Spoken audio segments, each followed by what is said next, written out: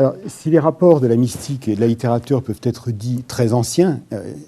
on l'a vu donc tous ces jours-ci, ils apparaissent aussi rétrospectivement fort problématiques dans la mesure où ces notions ne disposent pas d'essence stable qui permettrait de les situer à coup sûr et où elles relèvent, en première analyse, de relations contradictoires au langage. C'est-à-dire que la mystique se défie le plus souvent de ce qui constitue le domaine expressif même de la littérature. Il est donc peut-être plus prudent, pour envisager de tels rapports, de s'attacher, pour parler comme Ricoeur, pour une fois, à des configurations historiques et à des performances singulières. Et j'ai souhaité, dans cette optique, circonscrire mon objet à un auteur qui n'est pas nécessairement attendu en un tel contexte. Je veux parler d'Étienne Pivert de Senancour, dont la production s'est étendue donc, des dernières années du XVIIIe siècle, il commence à écrire en 1789, aux années 30 du XXe. Cet écrivain, dont le pessimisme radical a ouvert des abîmes aux yeux de la génération romantique qui lui a succédé et souvent l'a admiré, jusqu'à Proust inclus, n'est ordinairement pas considéré comme mystique. Il est néanmoins révélateur d'un moment décisif dans la culture européenne, et française en particulier, où la littérature redéfinit son statut, son territoire et ses modalités de pertinence.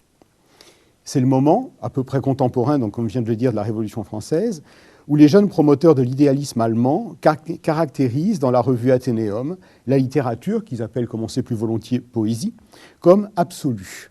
affirmant dans la lignée de la troisième critique de Kant son caractère désintéressé, ou, ce qui revient au même, son autonomie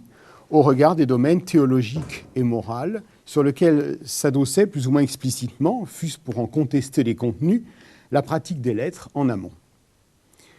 La philosophie de Fichte a poursuivi l'œuvre de Kant en minimisant le rôle des médiations institutionnelles, l'État, la religion,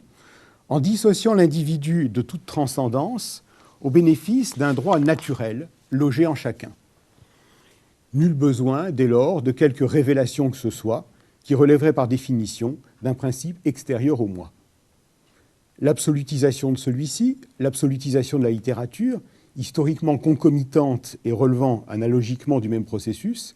définissent un centre d'où tout procède et vers lequel tout revient. Un centre qui, dans la mesure où il est un absolu, est sans autre.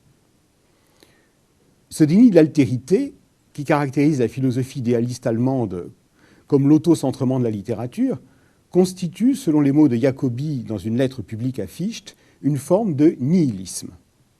à quoi il s'agirait d'opposer, dans toute sa radicalité, l'altérité et le caractère inconditionné de la transcendance. Le même terme de nihilisme,